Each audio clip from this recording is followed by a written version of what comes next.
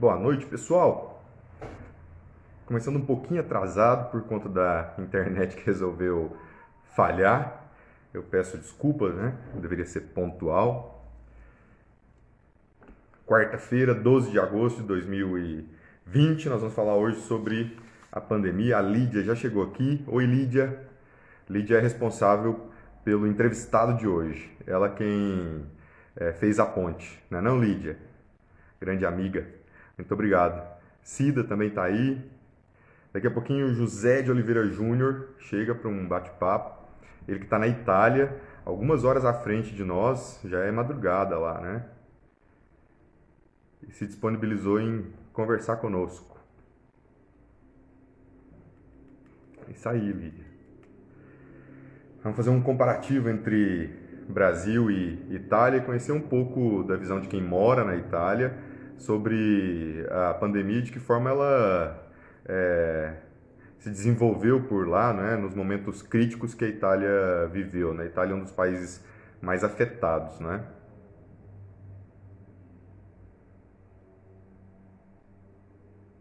Vamos ver, cadê o José? Ele falou que estava com probleminha também de entrar, coincidiu, né? Cida, os livros ali atrás são livros de espanhol, de inglês. Rafael, tudo bem? Tem de português também. Estou aqui na In-House Idiomas, na parte da biblioteca. Se vocês tiverem perguntas também, podem mandar. O José, ele é graduado em comunicação social, tem habilitação em jornalismo, mestrado em comunicação intercultural pela Universidade de Verona, na Itália, e especialização em turismo pela Universidade de Padova, também na Itália, né? E ele vive lá desde 2018. Ele que é de Uberlândia e foi parar na Itália. E a Lídia, que é jornalista também, recomendou, falou, Renato, né, por que você não entrevista o José?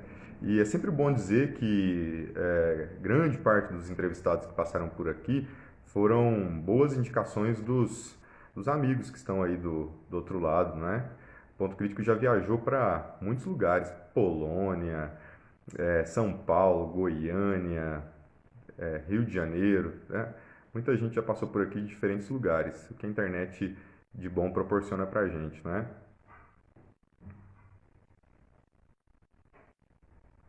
Vamos ver, cadê o Zé? Conta pra gente aí quem tá assistindo, né? Quer dizer, a gente tem gente aqui de catalão, mas a Cida não é, né? É, como é que tem sido esses momentos aí, uma vez que o tema de hoje é falar sobre a pandemia, né? Em termos de números de casos, em termos de sensação mesmo de vocês, né? Nesse momento.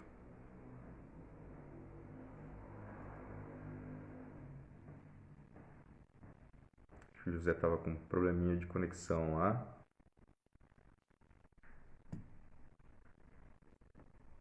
Daqui a pouco ele aparece pra gente falar um pouco sobre a experiência dele. Inclusive que a Lídia já tinha adiantado, né? No momento em que ele tinha que fazer esse trânsito Brasil-Itália, em que as fronteiras foram fechadas. Vamos saber se as fronteiras já estão reabertas, né? A Lídia está dizendo, a sensação é de que tem gente que acha que está em férias, tem gente que ignora o problema. E é bem verdade, né, Lídia? Os números de hoje são números muito preocupantes, né?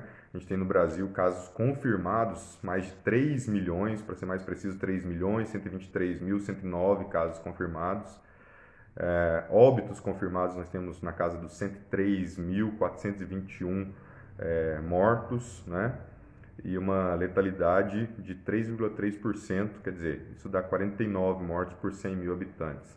Um número alto, né? Uma vez que os países que já foram epicentro da pandemia, nos primeiros 50 dias, quer dizer, quando alcançaram os primeiros 50 dias, começaram a ter a curva baixando, né? E no Brasil nós temos uma estabilidade em muitos estados, perdão, mas numa estabilidade alta. Tanto que nós temos uma média de mais de 1.000 mortos por por dia, né? O Álvaro Augusto, não é isso? A sensação é de que a pandemia avança cada vez mais, inclusive chegando ainda mais perto, com pessoas cada vez mais próximas. É verdade. É aquela sensação do início, do meio da pandemia, em que a gente não conhecia ninguém e distante, agora, na verdade, muito próximo de nós, né? Com amigos, conhecidos, familiares, né? Mais de 100 mil mortos, um número bastante impactante, né?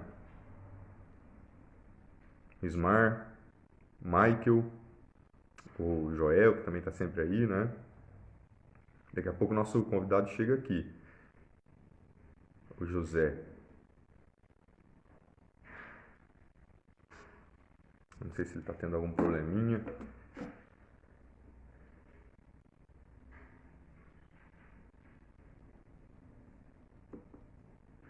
Pessoal, acho que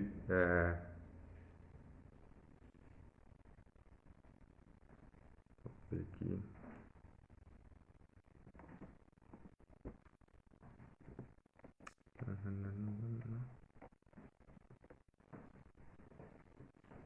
Aqui, o José chegou.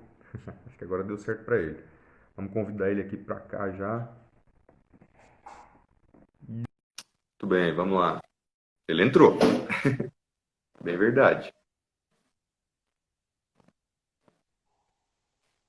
José, deixa eu Oi, ajeitar aqui o Renato. meu. Bem, deu tudo certo. Tô com essa luz amarela aqui. Acho que A minha também tá meio amarela. Deixa eu só. Aí, agora melhorou.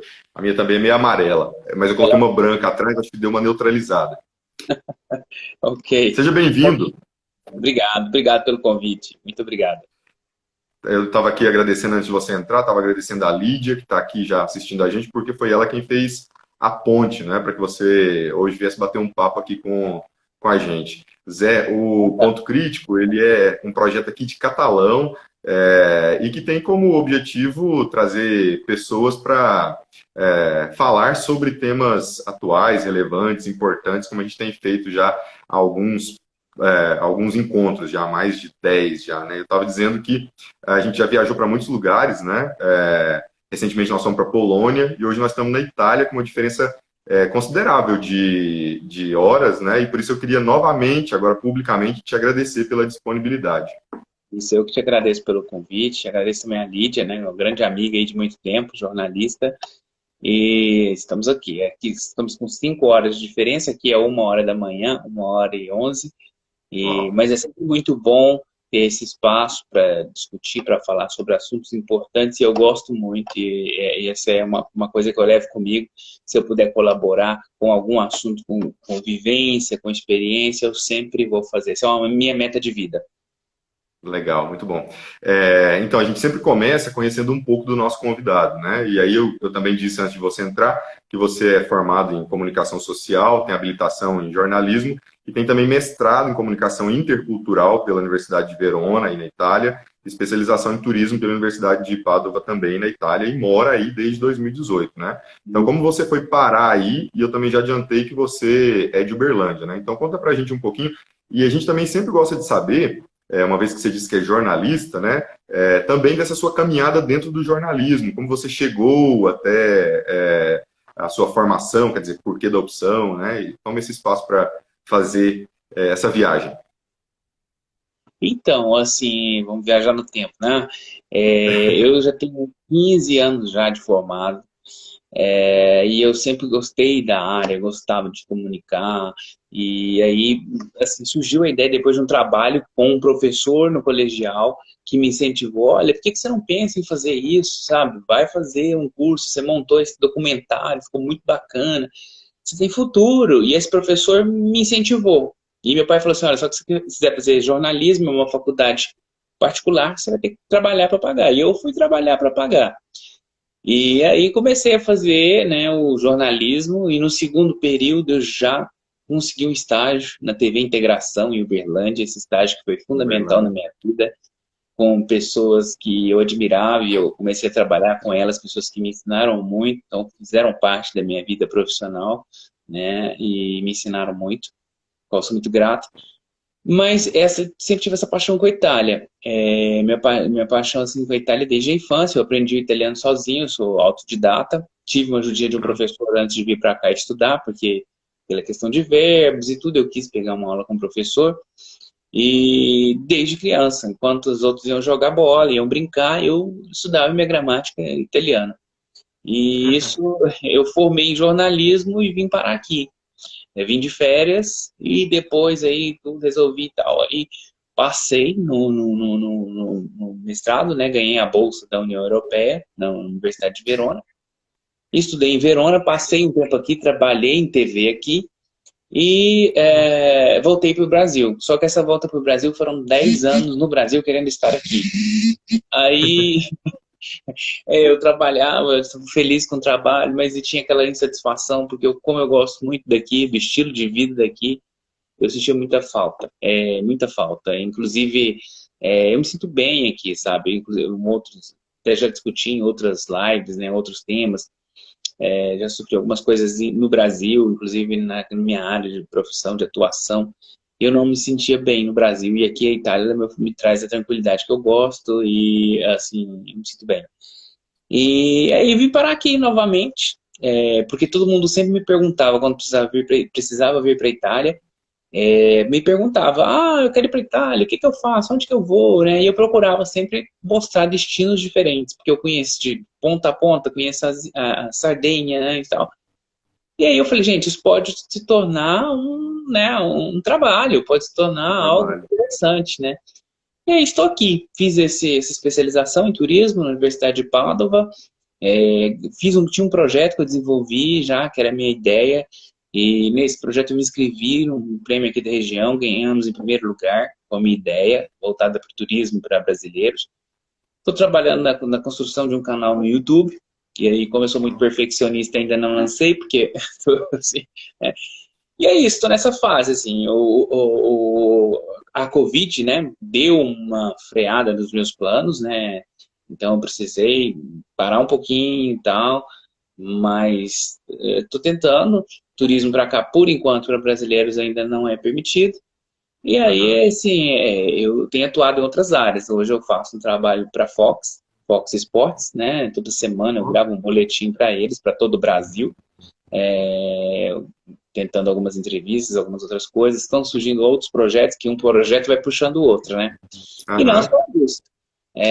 Aí aqui, assim, para a vida pós-Covid, né, pós-coronavírus, foram surgindo várias coisas, trabalho em escritório, e aí foi surgindo, sabe aquela coisa assim, de vamos, já que não tem isso, vamos trabalhar com aquilo. Então, tem feito, Aham.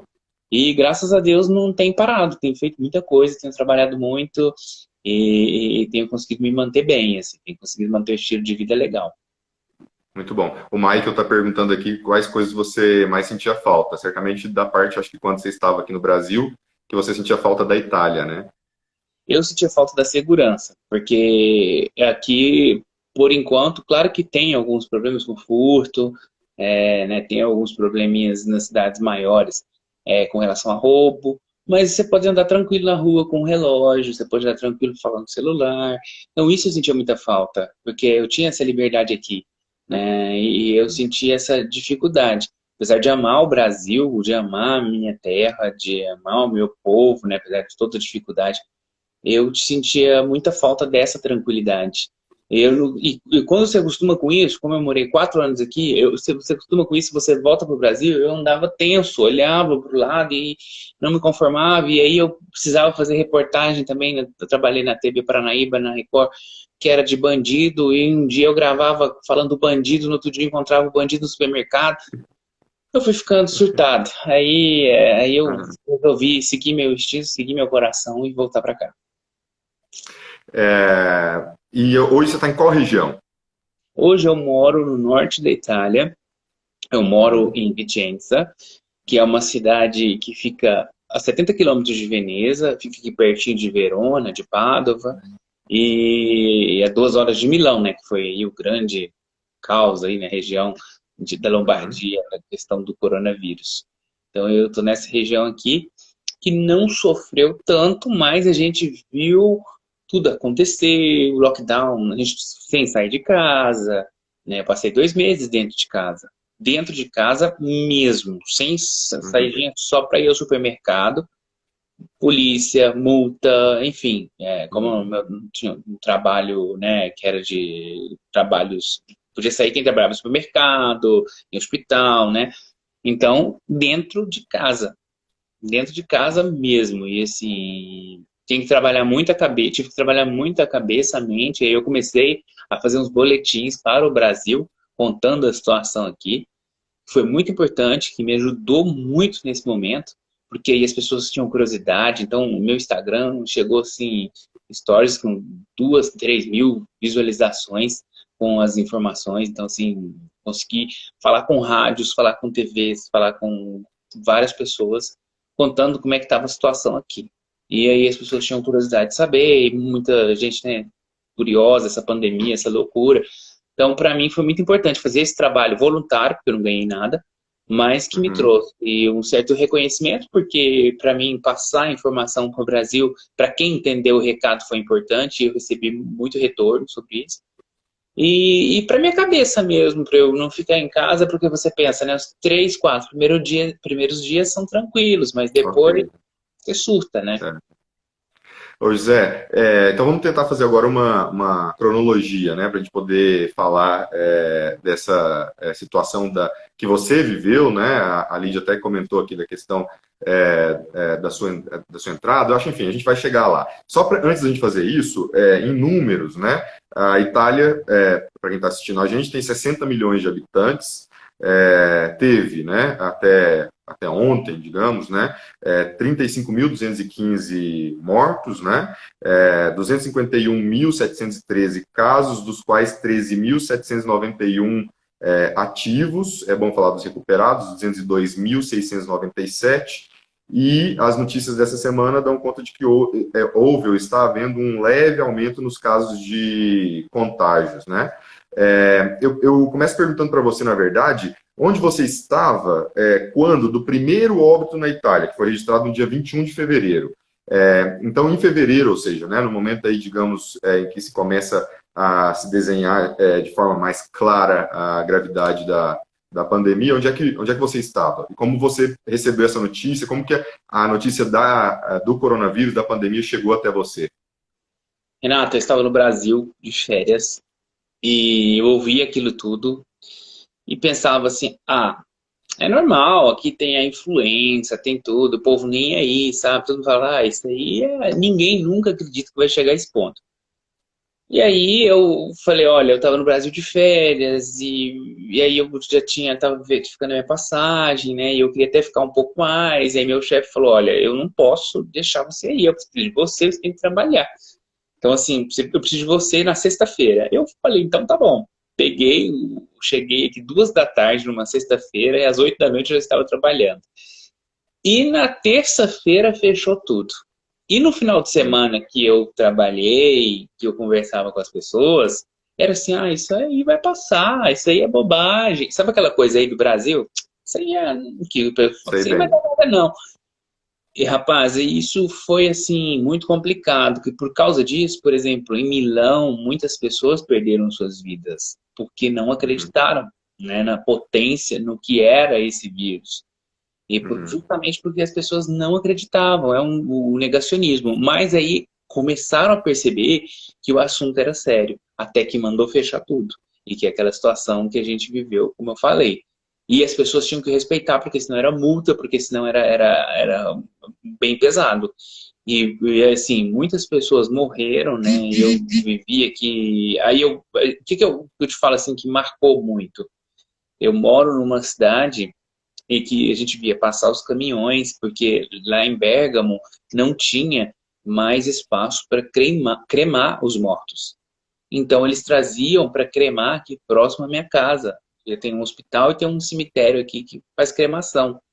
Então isso eles traziam nesses caminhões do exército.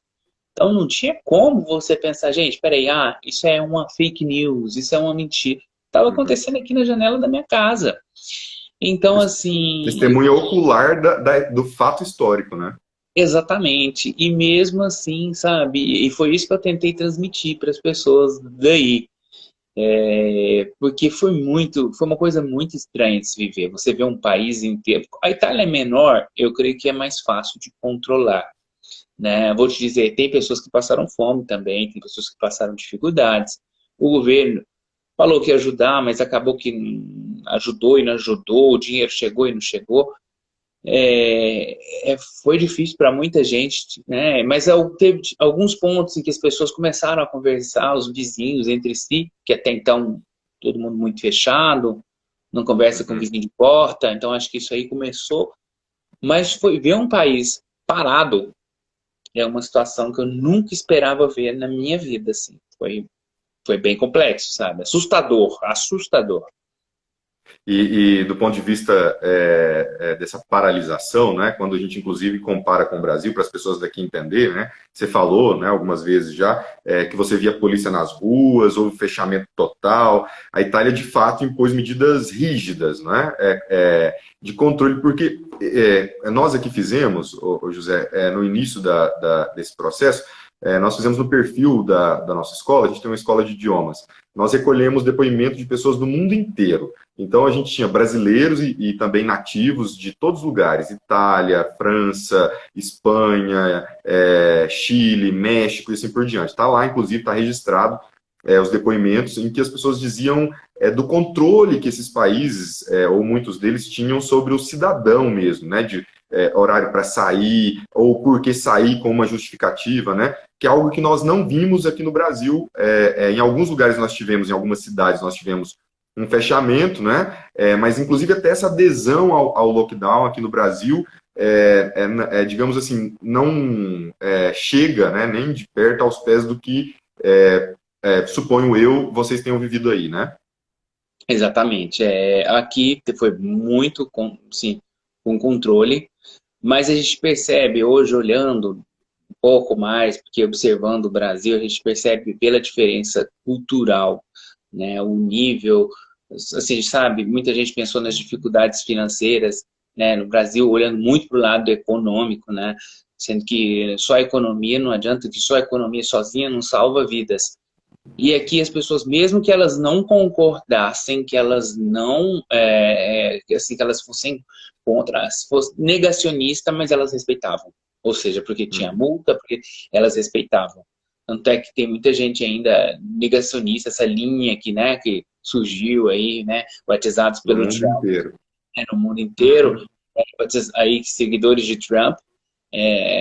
O que acontece? Essas pessoas, elas respeitavam, tinham que respeitar, né? Não Uhum. tinha como. Então, eu vejo muito esse lado cultural.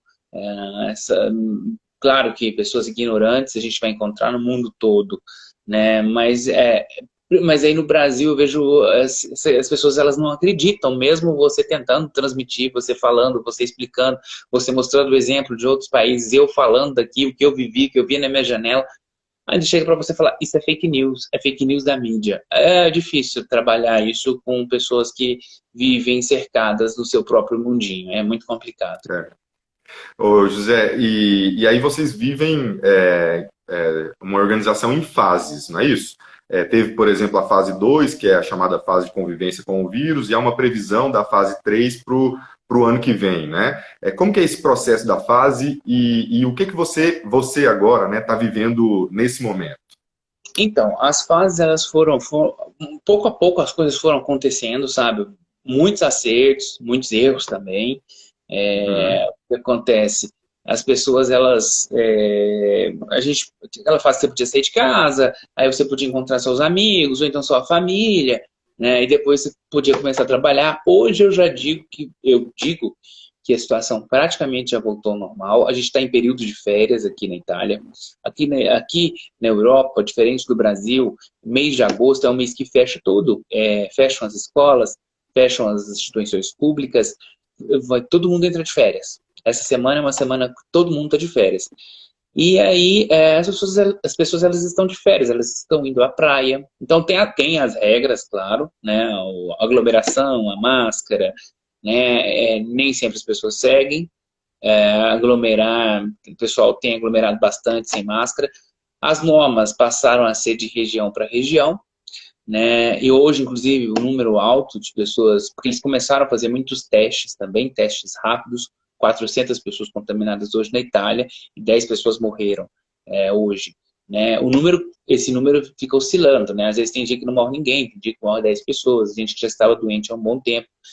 Então, assim, a gente está nessa fase, que tudo com cuidado, né? Porque agora todo mundo voltando de férias, tem os países não recomendados, tem os países que não podem entrar de jeito nenhum, como Colômbia, Brasil, não entra mesmo. Tem gente entrando porque vai pela Croácia e tal, mas faz a quarentena na Croácia, porque a Croácia ainda não é total União Europeia. E a gente viu essa fase assim, porque o italiano viaja muito, gosta muito de viajar, férias e tal. Então, assim, incentivaram o turismo dentro do próprio país, né? Mas a gente sabe que mesmo assim tem alguns riscos, né? E a gente tem que tomar cuidado para não entrar na paranoia também, né? Porque para não surtar, porque a gente tem que seguir a vida. E agora, Renato, o grande problema aqui, e que as pessoas já estão se preparando, é o mês de outubro, porque volta o frio. Então, juntamente com o frio, vem a tal da influenza. E com a influenza, as pessoas têm medo que isso ajude, porque aí cai a imunidade, aí o frio chega, né? Você fica mais sensível, e aí vou ter a segunda onda, né? Porque a Itália não teve uma segunda onda, como o pessoal fala. Uhum. Tem alguns casos isolados aqui ou lá, mas assim, agora a preocupação é com outubro, que é quando começa a estação mais fria, né? Quando começa o outono, e essa é a preocupação.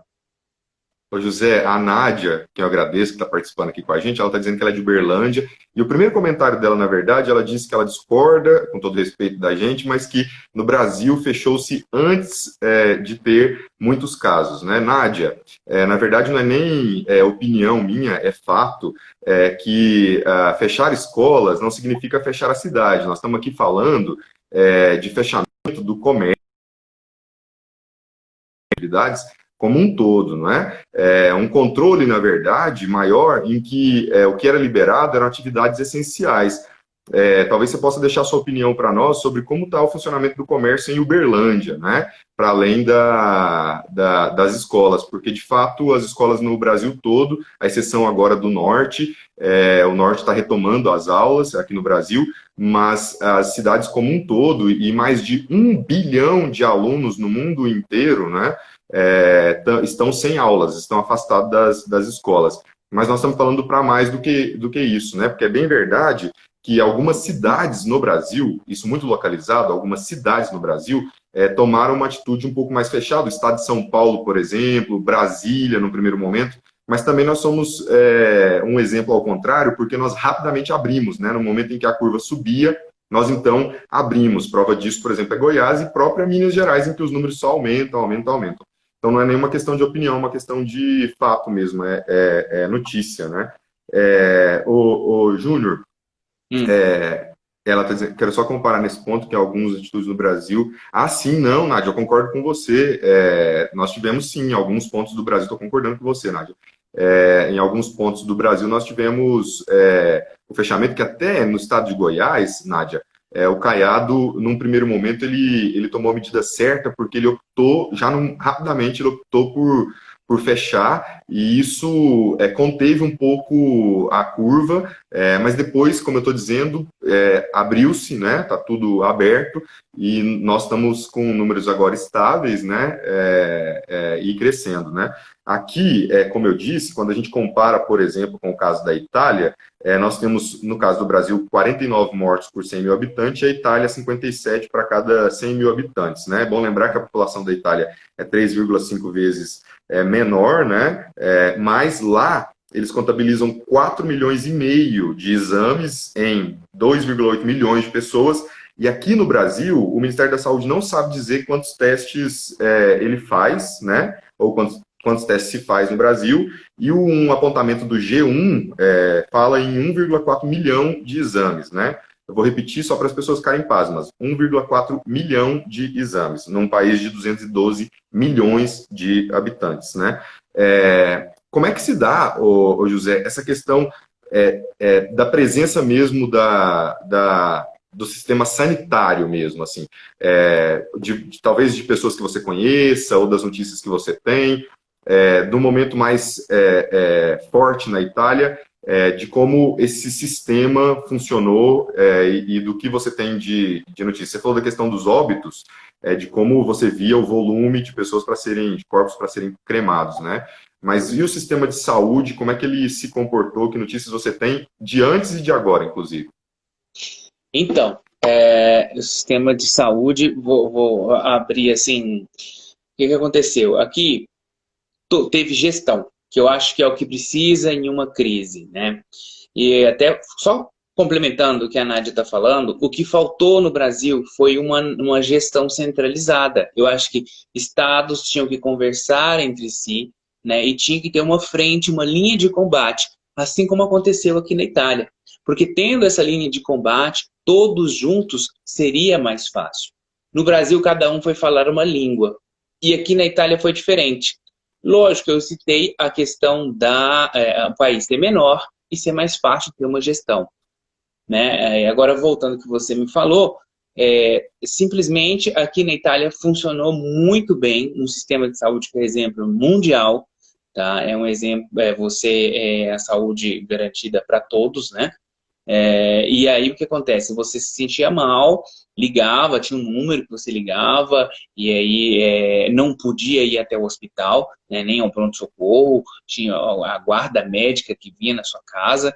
Então, assim, foi feito um trabalho muito interessante. Eu acho que só ficou faltando o trabalho psicológico, que eles foram pensar bem depois, né, que ofereceram um auxílio psicológico, principalmente para as famílias que perderam os seus entes, né, queridos, e inclusive muita gente ainda não encontrou, não sabe para onde foi, para onde cremou, não tem, ainda tem isso, ainda tem gente que perdeu pai e mãe e não sabe aonde colocaram, para onde foi.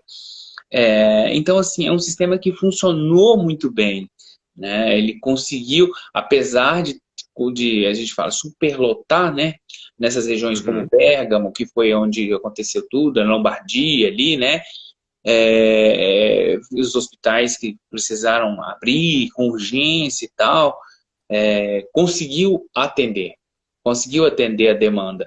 E, assim, claro que tem muita gente que ainda reclama, né? Porque se tratando de perdas, né? Sempre uma vida já né? Uma vida por um Uhum. respirador, a gente sabe que, né? Se é família da gente, a gente vai sofrer mesmo e a gente vai lutar até o fim.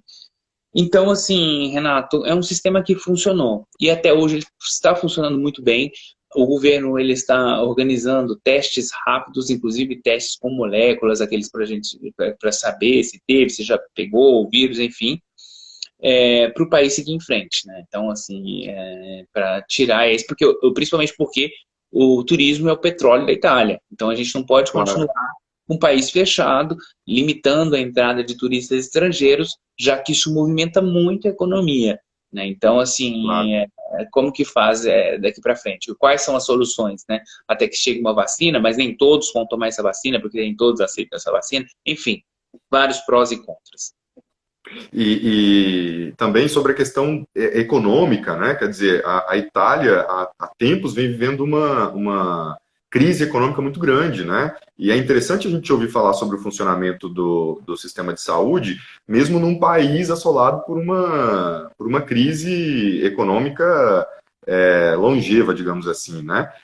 E de como, portanto, o poder central atua, né? Quer dizer, eu acho que sua fala, ela, inclusive, reforça a minha visão de quanto no Brasil faltou de uma questão de gestão, né? Agora, muito se fala que o STF proibiu, na verdade, a presidência de atuar, dizendo que estados e municípios é quem deveriam atuar, quando, na verdade, não é uma verdade isso, né? Ele simplesmente organizou a questão da atuação, mas ele não proibiu nenhum dos poderes, nenhum dos níveis de agir e de atuar. E aí essa confusão, na verdade até com um líder negando a gravidade da pandemia, isso acaba agravando, evidentemente, né? José, uma pesquisa da empresa SWG conclui que os cidadãos italianos, né, os muito preocupados com o vírus passaram de 57% para 18%, né? E que há, portanto, um relaxamento excessivo, né? Você até falou da preocupação com o mês de outubro, né? Mas o que se tem agora, eu vejo pelos seus stories, já é, digamos assim, uma movimentação interna grande já em relação a deslocamentos para turismo e todas essas coisas, né? Você percebe nessas suas andanças essa preocupação com distanciamento, com medidas de proteção? Caiu muito, muito. Como as pessoas, o número de contágios caiu, enfim, as pessoas voltaram a viver como se nada tivesse acontecendo. A máscara elas usam, mas assim, sabe, nos lugares fechados, algumas regiões nem lugares fechados estão usando mais. Então, realmente, essa preocupação caiu muito, muito mesmo, assim, passou. A ideia é essa, o pior já passou e agora, como se diz, a gente está bem, sabe, né? Tá morrendo só 10 por dia e assim, muita gente não tem essa consciência de que pode voltar, né, que é perigoso. Inclusive, eu até fui num evento para saber, eu fiz uma live com o pessoal de Uberlândia, do Visite Uberlândia, né? Podem acontecer eventos aqui em lugares fechados com até 200 pessoas, com máscara, lugares abertos até Aham. 1.000 pessoas. Então, assim, já começou, o país voltou, né? Voltou à normalidade, entre aspas. E muita gente relaxou, sim. Renato, a gente percebe que na maioria das cidades, né, as cidades grandes, as cidades menores, houve sim um relaxamento de pensar, o pior já passou. Uhum. E quando você conversa com as pessoas próximas a você, você percebe um cansaço desse tempo do pior ou dessa quarentena longa que viveu? E até para fazer uma ligação com o que você disse, olha, pouco se preocupou com a questão psicológica das pessoas, né?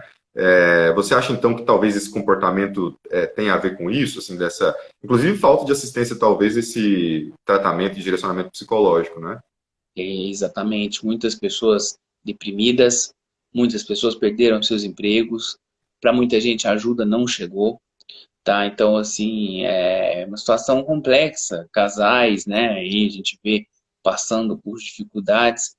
Então, porque você fazer a gestão, assim, como que eu posso dizer? Você não trabalhar o psicológico, porque como esse lockdown foi muito pesado, 2 meses em casa, aqui na Itália tem muita gente que é sozinha, muito idoso, idosa, né? Então, acho que isso pesou muito também para essas pessoas. E acho que hoje, conversando com todo mundo, é um período muito difícil, né? Porque também os idosos, a maioria deles que tinha que ter medo de sair à rua, não tem também, porque fala assim, né? A gente acaba vendo isso. E a juventude, que eu acho que está globalizado, eles pensam muito igual, assim, tanto o jovem brasileiro como o jovem italiano, aquela coisa de jovem mesmo não está nem aí. E Aham. então tá bem, sabe, eu fico bem preocupado com o futuro se caso essa pandemia aí não tiver uma vacina, não tiver algo que possa, sabe, pode voltar, sim.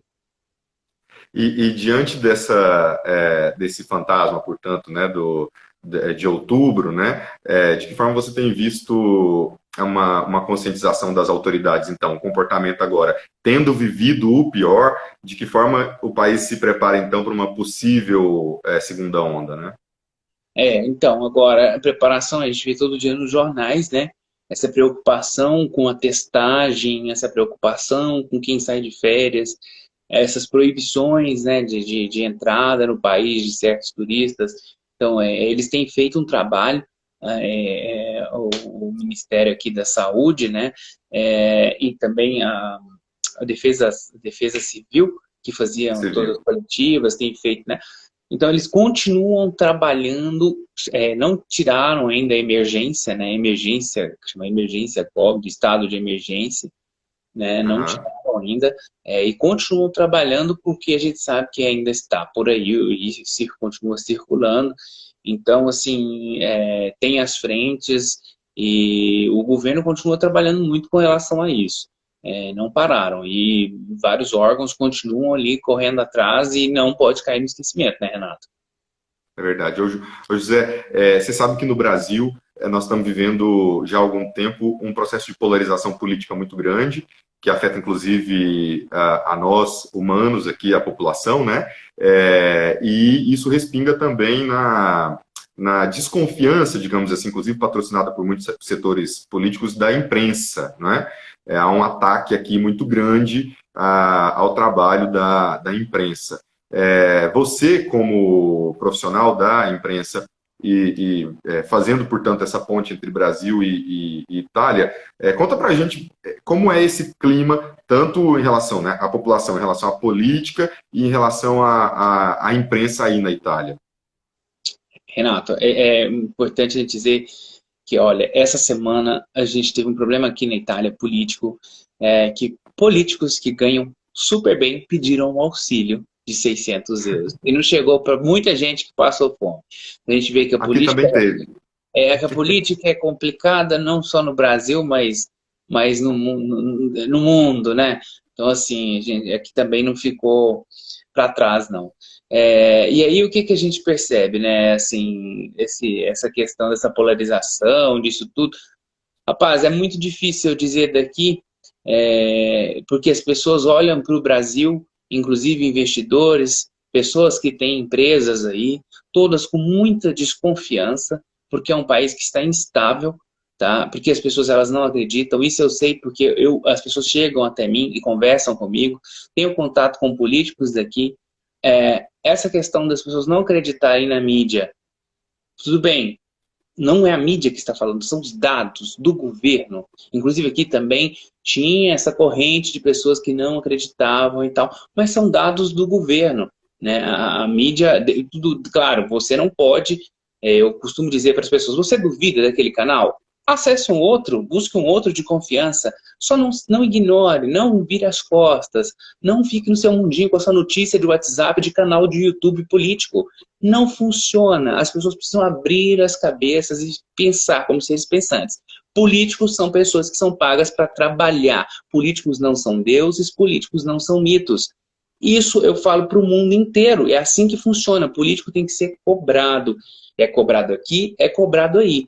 E ver meu país desacreditado dessa maneira e ver a mídia desacreditada, isso é um processo que a gente já viu lá na história, lá atrás, e que não deu certo. Então a gente precisa aprender com a história. Acho que as pessoas elas estão esquecendo de abrir os livros de história, glorificando líderes que até então deveriam ser cobrados e não glorificados. Esse é que é o problema no Brasil. E principalmente, olhe para o mundo, veja mais adiante. Se o mundo está dizendo, peraí, por que eu não posso parar, ouvir, questionar, claro, e cobrar, né? Cobrar dos políticos, porque a gente tem que fazer a nossa parte, mas precisamos também cobrar deles que estão lá para poder fazer o trabalho deles. E que eles façam o trabalho e façam bem feito, porque eles são bem pagos, né? Isso é bem verdade, né? Não é confundir política com amor, né? Porque parece que muita gente no Brasil está casada com político, né? Ô Zé, mas em relação à visão da população, o primeiro-ministro é o Giuseppe Conte, tô certo? Bom, exato. Qual que é a aceitação dele aí na Itália?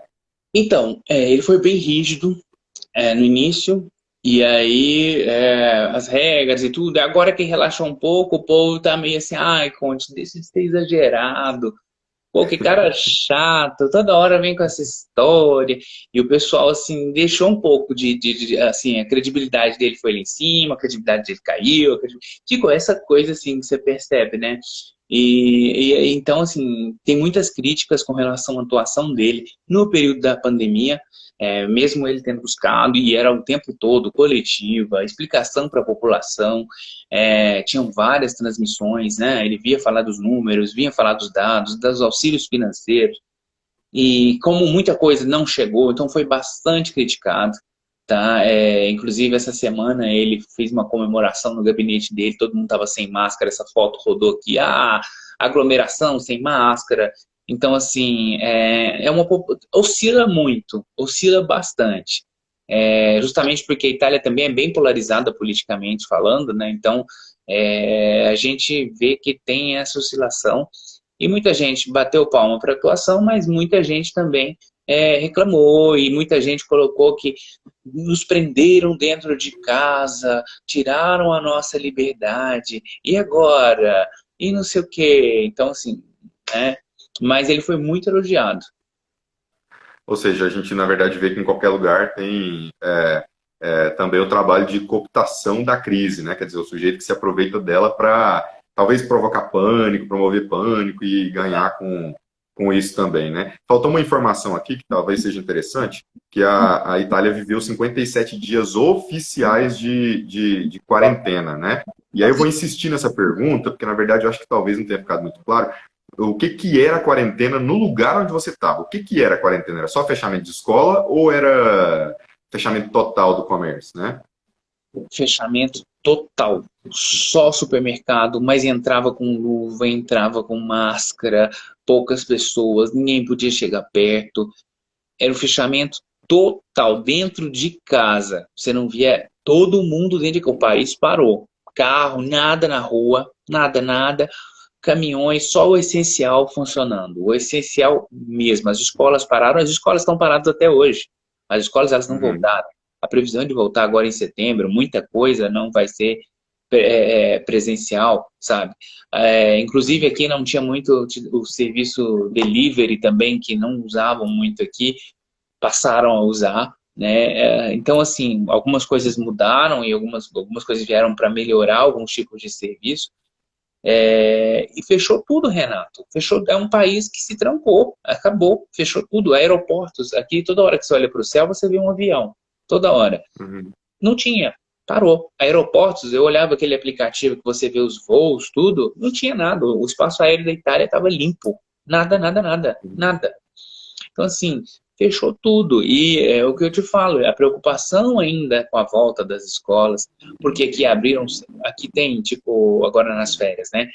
Você tem os centros onde as crianças se reúnem, os pais deixam lá para passar, tipo colônia de férias. Alguns casos, Aham. crianças contaminadas, aí tem que fechar tudo, e aí fecha tudo, e aí todas as crianças têm que fazer o teste, aí a família. Aí aconteceu, assim, alguns casos aqui. Então aí a preocupação é essa. E quando voltar à escola, o que que vai ser feito? Como que a gente vai fazer, Uhum. né? Então, então tudo ainda é muito incerto. Muito incerto. Vamos vivendo, né? Vamos acontecendo, vamos vivendo, vamos experimentando e torcendo para não acontecer essa segunda onda, né? Sem dúvida. Ô José, aqui nós batemos a triste marca de 100 mil mortos e a gente não tem uma sensação de que existe um país de luto, né? A gente não tem a sensação de que 100 mil mortos signifiquem uma cidade como a minha, né? Completamente morta, completamente devastada, né? Como você vê a Itália em relação ao luto dos seus mortos, né? Não, quando teve o período, né, a fase pior, a gente foi bem complicado, bem complexo, e até agora há pouco foram feitas várias homenagens já para essas pessoas que morreram, inclusive essas pessoas que não puderam ser veladas, né? Foi feito um velório aqui numa cidade, acho que foi em Bérgamo, com vários prefeitos, com várias autoridades, em respeito a essas pessoas que morreram e que suas famílias não puderam despedir, né? Porque até hoje não pode ter aglomeração, não pode ir para velório e tal. Eu não sei como é que eles estão fazendo, se mudou a regra do número de pessoas. Mas, assim, teve toda uma solenidade, respeito, enfim. Assim, que a gente percebe, né? Esses 35 mil, né? 35 35 mil. 35.215 mortos. exatamente. Assim, é muito triste para um país, né? O país realmente aqui nós ficamos muito abalados, porque a gente via essa cena, e essa cena é muito marcante desses corpos para serem cremados, as famílias contando, sabe? A gente vê uma pessoa que perdeu um primo, que perdeu um tio, que perdeu, assim, teve muito respeito, tanto por parte da gestão política, né, né, boa frente foram vários, a gente fala, né, eles fazem aqueles discursos, tal, né, que a gente não sabe se mas, assim, eu vi respeito, vi empatia das outras pessoas. Então, não foi levado como uma brincadeira, foi realmente uma coisa séria. Foi bem respeitoso, assim. Não faltou respeito. Hoje eu vi uma frase muito tocante, né? Que diz que o que nos move e nos tira da cama certamente não é a aceitação. Isso deveria ser hino para a gente, né? É, não aceitar, né? Quando na verdade a gente está anestesiado, lamentavelmente, né? Ô José, quais são suas expectativas? As suas pessoais, né? As minhas expectativas é que isso tudo passe logo. Eu tô louco para ter boas notícias do Brasil, Renato. Porque eu fico Uhum. daqui, eu olho as notícias, eu procuro assistir de tudo um pouco, mas eu percebo que eu não posso viver o Brasil. Eu moro na Itália, mas o Brasil é minha terra. Eu quero visitar o Brasil, que é minha família. Então, toda preocupação, eu torço para que tudo dê certo. Eu torço para que o Brasil saia dessa, né? Porque é muito ruim a gente ver todos os noticiários aqui mostrando no meu país como está, uma crise que está, e as pessoas brigando, enfim, porque isso tudo está chegando para o mundo todo. Então a minha expectativa é que o Brasil volte a ser o país do sorriso, o país da alegria, o país que cresce economicamente, o país que exporta e que, né, pessoas inteligentes, que exporta bons produtos, né, bons cientistas, porque a ciência está esquecida no meu país. A ciência está esquecida, e a ciência ser esquecida em um país é a morte do país, né? Nós não podemos esquecer a ciência. Temos vários institutos, como o Instituto Butantan, temos vários institutos no Brasil, várias universidades muito famosas, como a USP, a UFO mesmo, em Uberlândia, uma universidade renomada. E assim, a ciência ela não pode ser esquecida, ela não pode ser deixada para trás. A educação de um país não pode ser deixada para trás. Então, acho que isso é muito importante. E a minha expectativa é que isso tudo melhore, que o país volte a caminhar e que, né, assim, mesmo eu estando aqui, eu acompanho. Espero que, voltando agora para a minha realidade aqui, que é a Itália, que tudo possa continuar bem, que essa segunda onda não venha, né, que possa chegar uma vacina, que possa, né, que tudo possa voltar ao normal, que a gente possa andar sem essa máscara que abafa, né, que deixa a gente, né, que a gente possa ir para academia tranquilamente, né, enfim, trabalhar tranquilamente. E é isso, minha expectativa é essa, poder viver, né, tranquilamente, sem essa agonia de álcool em gel toda hora, né? Mas, Renato, falando em álcool em gel, só tocando nesse ponto, foi muito importante porque o europeu, os hábitos de higiene às vezes são um pouco diferentes dos nossos, né? Não que eles sejam, né? Tem gente que fala mal e tal, mas assim, por exemplo, essa questão de lavar as mãos, nós, latinos, brasileiros, somos muito mais preocupados com a higiene pessoal do que alguns europeus, não todos, tem exceções. Então, isso foi bom para reforçar mais essa questão de higiene, essa preocupação com a higiene nos locais, né, nos restaurantes, dentro de casa mesmo. Então, assim, as pessoas estão mais preocupadas. Então, tem esse ponto também, sabe? E foi muito importante isso. Nos trens, sabe? Porque a Uhum. gente percebeu o quanto somos frágeis, né? E o quanto é Uhum. importante esses detalhes, né? Então, mudou muita coisa por aqui. Ô José, você falou da vacina e eu também gostaria de saber como que os italianos, como que você recebeu a notícia da vacina da Rússia, como que essa notícia tem ecoado na Itália, né? Renato, a Rússia inclusive ajudou a Itália, né, no período. Teve, assim, eu dizia muito que a União Europeia não ia ser mais a mesma depois, não vai ser mais a mesma depois dessa pandemia. Por exemplo, a Itália, quando estava com todo aquele estado de emergência, a ajuda demorou para chegar da União Europeia. Uhum.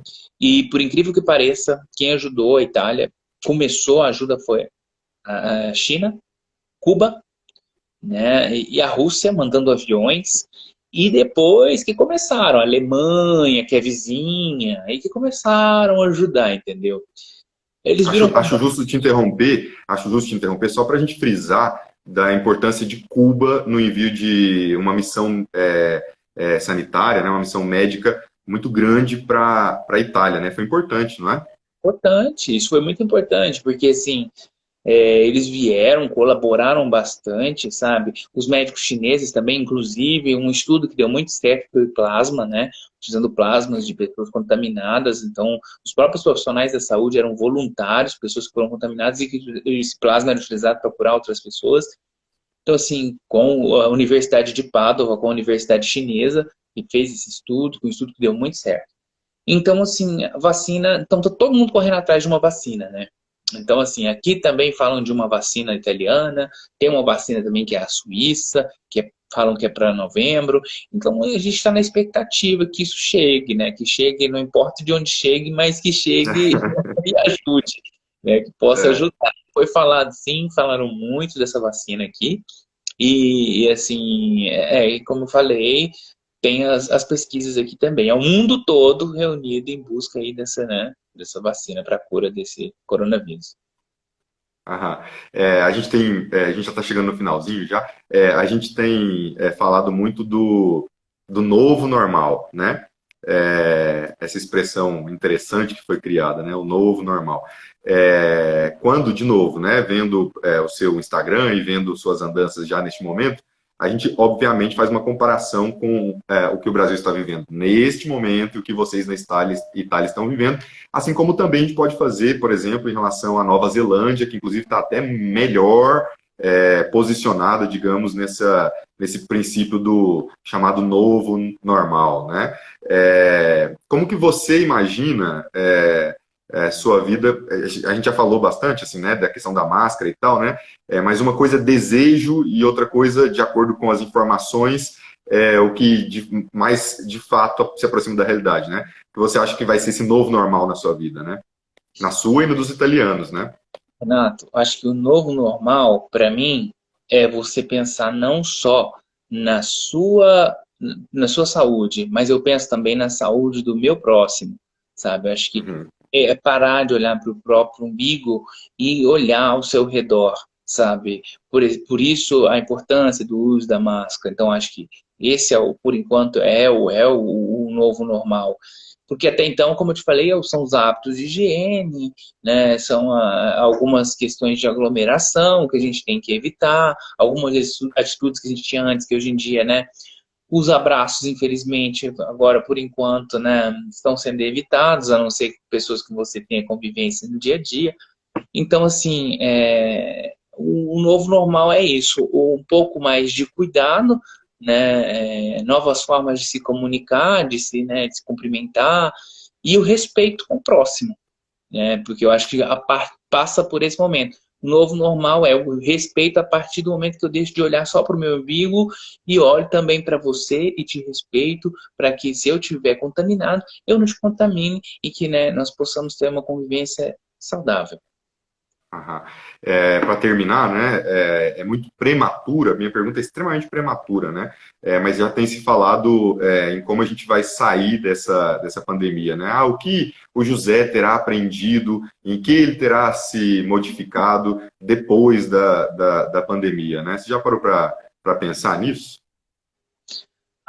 Eu parei para pensar assim, eu desacelerei, passei a viver um dia de cada vez, né? Acho que isso é muito importante, porque hoje, daqui a amanhã, você não está. E aprendi a me reinventar, porque a gente tem que se reinventar, já que, como eu tinha toda uma programação para esse ano, eu não vou conseguir fazer programação, o turismo está parado, está tudo, né? Uhum. Parado não, voltou aqui dentro da Itália, mas o meu público, que é o brasileiro, por enquanto eu não posso. Então eu tive que me Uhum. reinventar. Tem novas alternativas, comecei a fazer coisas que até então não tinha feito, né, enfim. Então, acho que a expectativa é essa, se reinvente, pense, né, com mais calma, com tranquilidade, não adianta nada desesperar, porque não é a solução, né, pode causar aí uma depressão, né, enfim. Então é manter a calma, pé no chão, tranquilidade, e mesmo que esteja passando por uma dificuldade financeira, uma dificuldade, né, uma dificuldade, como que eu posso dizer, uma situação difícil na vida, sabe que também aquilo vai passar e que tudo passa, assim como creio que essa pandemia vai passar, né? Várias Sem dúvida. pandemias já aconteceram, né? A gripe espanhola, né? A bubônica, peste bubônica. Então, a humanidade já passou por isso tudo. Então, creio que Entendi. essa vai ser mais uma que a gente vai, infelizmente, pessoas vão morrer, mas a gente vai passar por ela e eu creio que vai dar tudo certo. Mas vamos viver o hoje. José, muito obrigado. Bate-papo que duraria muito mais, né? Sem dúvida. Nós chegamos nos 30 segundos finais e eu gostaria de te agradecer. Grande Eu, abraço. eu que te agradeço. Obrigado, Renato. Obrigado pela oportunidade, viu? Muito obrigado. E que vocês tenham aí boas notícias e que realmente isso passe pronto, né? Passe logo, né? Pronto, é Exatamente. espanhol.